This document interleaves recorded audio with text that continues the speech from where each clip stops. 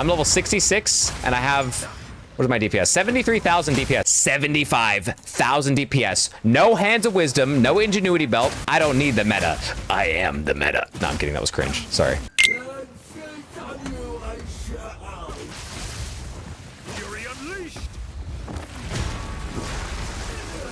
And that's the burst damage. That's the burst damage right there. Oh, I have no mana. Lol. Anyways, that's the setup. That's the idea. You are shredding through bosses. I am not an invoker. Keep in mind, I am not an invoker. I am the worst class in this game, and you are seeing me do millions of DPS regardless. If you're an invoker and you do my setup, you're gonna be doing infinitely more damage than me because my class sucks. Yo, what's up YouTube? SYROBE here, finally bringing you my meta Invoker build. This is my take on the current meta for the Invoker Ascendancy. There should be a patch coming out very, very soon, I think later this week, so I might have to revisit this build, but who knows, or I'll keep you updated on my stream and my Discord. But yeah, if you catch my streams or join the server, I'll let you know when the patch goes live, and if we have to adjust anything in the future, I'll post it on YouTube.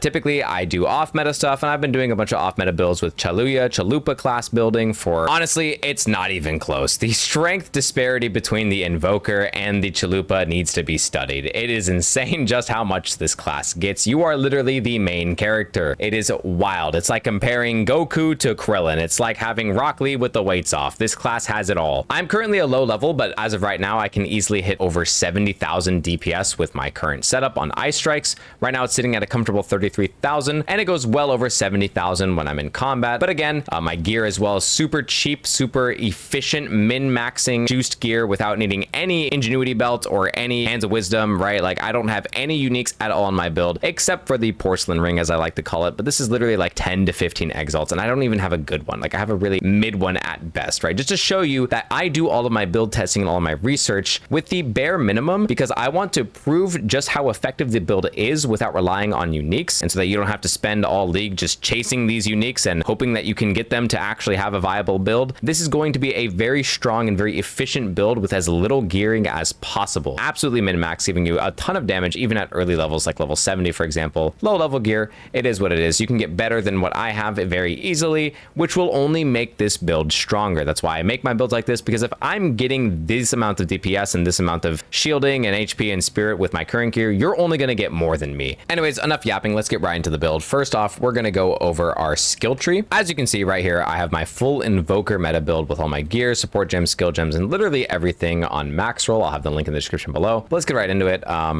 Currently, right now, you're just going to go down the middle, get all of the shielding, pick up the crit, more evasion and energy shield, attack speed, attack damage, resonance, crit damage, crit chance, all that good stuff. Even more shielding, and even the icebreaker. The reason I'm getting icebreaker because I do plan on running chaos inoculation. Again, I am just a lower level, so I can't afford to run it quite yet, but I will as soon as I can. And if you're at the end game and you're a higher level than me, you should be running it too, with more crit damage, more energy shield, more intelligence here.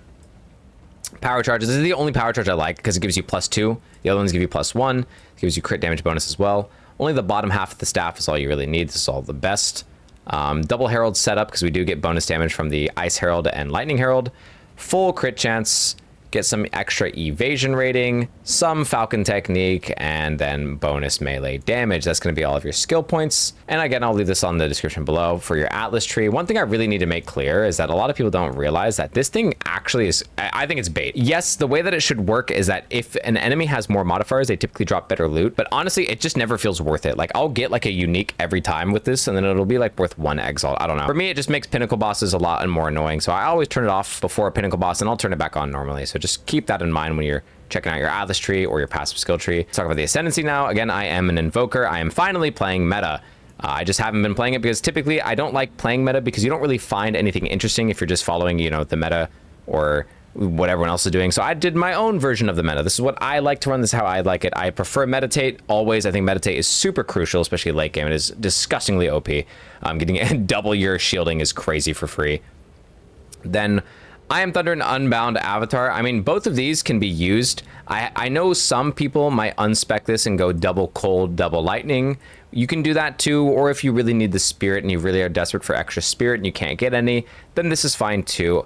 Typically, I would just recommend Unbound Avatar so that you can get more elemental Eye of Winter procs in our build, and I'll go over the skill gems in a sec because this has to do with our skill gems, but either is really fine. Like anything like that is really fine. This class is so versatile that you could literally do anything. Like there's no wrong answer. It's really just up to your preference. Personally, I don't mind how long it takes to stack it. You can stack it on the minions and monsters, and then when you get to a boss, just unleash it. It's pretty simple. You don't need to worry about stacking it during a boss fight. It's more just something you stack before the boss fight, and I think it's pretty worth it. Again, if you don't want it, you can do this or you can do this, but I still wouldn't touch these. I think this is the best one in the game. Sunder My Enemies is literally fucking broken. This is insane. You get so much value. The whole benefit of being chaos damage for a chalupa means literally nothing when all of your crits ignore all elemental resist and is basically just true damage. Getting infinite pen from all of your damage is crazy. That is insane. This class literally has everything. All right, so that was the passive skill tree and the Atlas tree and all of the other stuff done. Let's go into the skill gems here. The idea here is that you are going to have Ice Strikes and you are going to have the Porcelain Ring. So Ice Strikes is going to interact with the Porcelain Ring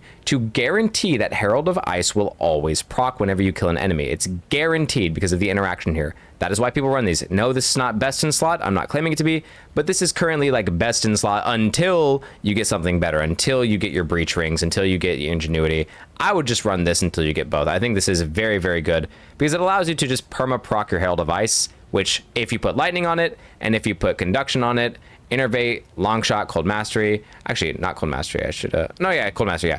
And then that will lightning damage on top of the Herald of Ice to proc Herald of Thunder. And then Herald of Thunder will do cold damage to reproc Herald of Ice. And they just constantly infinitely change. That's how you delete screens of enemies in like just one button press. That's how I'm doing so much damage to an entire screen group of enemies in one melee attack. That's where that's coming from. It's just Ice Strikes, applying cold damage, setting it off with Sapphire Ring, and then just chain procking over and over and over again with Herald of Thunder and Herald of Ice till everything's literally dead. I have like easier budget setups here, and I also do list all of my skill gems in order of like most important to least important in my opinion. Eye Strike is going to be your main damage here. We're running Meditate as well, Arcane Tempo, and then Ingenuity. This will give it increased cooldown rate. That gives you faster cast speed with Meditate, and something that I want to point out with Meditate is that if you look here, I have low level gear, then I have endgame gearing. This is what I use right now in all my testing, but the endgame gear, I did have a setup where you put a focus and a wand on your back. Since you have Meditate here, you would have it on your back, and you can swap between these. So you would swap like this, and then you would charge Meditate. It charges it a lot faster. You can get energy recharge rate increase on your focus, and you can also get cast speed on your wand and have the energy shield recharge rate on your focus. Mine are pretty shit right now. I'm at early level. I'm like level 73. This is only going to get stronger. Like I'm this strong at such an early level. I'm only going to get even stronger and upwards of millions of potential DPS. Martial Tempo, Concentrated Effect, Primal Armament, Heft, giving you as much damage as possible. A lot of people are sleeping on Heft. I think Heft is really, really valuable because it increases your physical damage, which is inherently increasing your cold damage, because the more physical damage you have, the more gets converted to cold damage, and it does work that way. Also the one that's like close combat. If you end up getting a 5th slot and you have an extra thing to spare, you could add this as well on top of it. I could see that being very important, but this is like pretty good regardless. Tempest Bell, Overabundance, Heavy Swing, Execute, and Rage. I really like Rage on the Bell instead of Ice Strikes, and then Execute on the Bell as well. It's really good for bossing and killing rares. I typically only drop the Bell down when there's like a really tanky enemy that doesn't die super fast.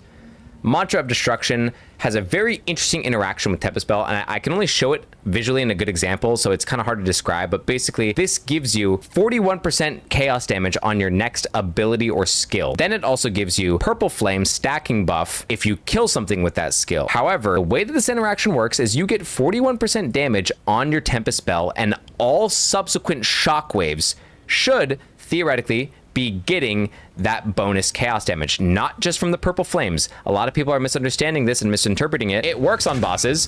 What doesn't work is you're not going to get the Purple Flames on the boss, but you will be getting the 39% bonus damage regardless of that. So to make it clear, the stacking flames on the minions is to represent that the bonus damage is still applying regardless. You're only going to notice it on minions and monsters, but against bosses, you're not going to notice it, but it is still working. It should still be working. These little monsters giving me stacks with it will prove that it's still giving me this bonus like 40% damage on this tooltip here. 39% bonus chaos damage. That is the empowered version of it. That is what is giving you damage on your bell. That 39% damage is chaos damage is working on your bell and every subsequent shockwave, allowing you to even get that Purple Flame stack. If you didn't have this bonus damage, on the Bell Shockwave, you wouldn't get any purple flames if you killed something with it. So that should hopefully prove that it does work the way that I'm suggesting that it works. But then moving on, we have Charge Staff with Perpetual Charge, Maim, and Blind. It's a more supportive version of Charge Staff because all of our damage is literally everywhere else, and you'll see in a sec. This is going to give Maim and Blind on all of your Charge Staff hits, which should keep you hopefully a little bit more comfy. Combat Frenzy works extremely well. You'll get infinite power charges. You'll really not even know what to do with them. You could add some other things on top of it, but I think for now, Combat Frenzy giving you enough Charge Staffs whenever you proc Freeze, since you will be proccing Freeze a lot, and getting mana regen gives you double charges, super useful. That keeps your Charge Staff always active. Herald of Thunder, Elemental Invocation. This one is a bit more of my just personal preference. Again, this is again my take on the meta.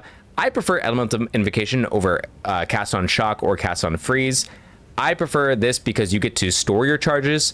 Yeah, it's an extra button press, but who cares? It's not that big of a deal. You can store up to 5 Eyes of Winter at once and unleash all of them. I think it is disgusting burst and DPS because Eye of Winter gives you increased crit chance, which is insane. A lot of people don't realize that it gives you crit weakness, which gives you up to 10% bonus crit chance when you use Eye of Winter. So whatever target you're hitting, most likely a boss, you're going to drop this on it. Again, you might not have enough spirit to have everything active at once. So I would say to swap for bosses, you go here and you would just have these on right here, and this is off. Then we enter a boss fight, I would turn these off and turn this on because you can't really use heralds in a boss fight anyways, and you can't really use Elemental Invocation just in combat normally versus mobs because you don't really need it. I mean, you could use it, but you don't really need it. You mostly need the Herald of Thunder and Herald of Ice to clear through maps, and then when you get to a boss, you just swap it like that. Pretty simple setup, very simple. All of my gems and skill gems will be in the description below, and then I have Ghost Dance just to keep you extra healthy and restore your energy shield since you have a lot of it. And if you enjoyed, I hope to see you live on Twitch. I am live every single day playing Path of Exile 2, testing out builds and listening to my community and discussing what we think is the best. Bye. Yep, see you bye YouTube boys. See, hope to see you here next time. If you're on YouTube, hope to see you on the Twitch. Have a good night. I've been SYROBE and enjoy the rest of the video. Peace. I have no expensive gear. All my gear is extremely inexpensive, and I'm doing just assloads of damage. This is a tier 6 map though. Obviously I'm still level 66, so I'm not doing like, I'll do, maybe, you know, I'll fuck it. I'll do a higher level tier. I'll punch up a little. These maps are getting a little too easy for me. Keep in mind, I don't even have any perfect jewelers, no perfect jewelers, no greater jewelers, nothing. Oh my God. Get me away from these fucking freaks. But luckily we are fucking OP because we're the Invoker class, so therefore we have everything we could ever want. We don't need to worry about enemies. We can just be OP as shit and just kill them. Actually, no, we do have to worry a little bit. If we don't, like, one-shot them immediately, that does pose a bit of a threat.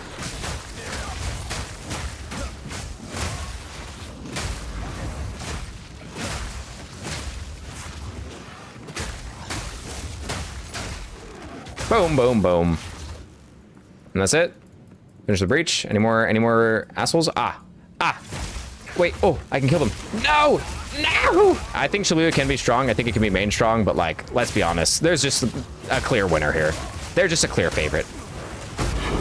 Like, there's clearly just a favorite between the classes, and it's not even close. The only reason I'm even, like, scrambling right now to stay alive is because I am a very low level.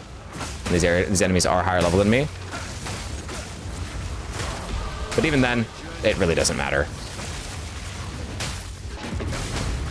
And right here, look, this is a breach. I'm gonna get surrounded by 30 million enemies. If I don't clear them out quick enough, I will fucking die. I will literally fucking die if I don't clear them out fast enough, because they will just swarm the shit out of me. Watch. See? The breach spawns tons of enemies, and I need to make sure I clear them out before I get fucking jumped. See that? They're all coming. They spawn out of thin air. If I can't clear them fast enough, then I just lose the breach. I lose all my XP, losing gold, right? I'll get swarmed very easily. I'm getting surrounded from all sides. You don't need single target damage for that.